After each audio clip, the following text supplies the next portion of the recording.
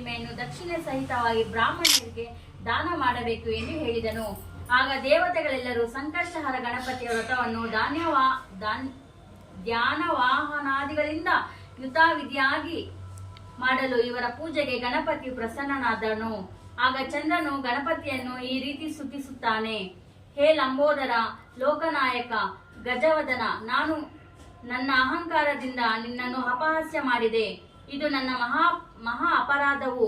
ಓ ಕರುಣಾಸಾಗರ, ನನ್ನ ಅಪರಾಧವನ್ನು ಮನ್ನಿಸಿ ನನ್ನನ್ನು ಕಾಪಾಡು.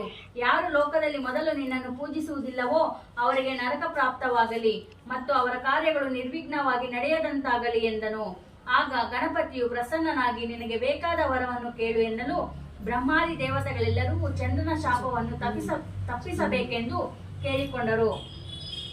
ಆಗ ಗಣಪತಿಯು ಮಂದಹಾಸಯುಕ್ತನಾಗಿ, ನಾನು ಚಂದ್ರನಿಗೆ ಶಾಪವನ್ನು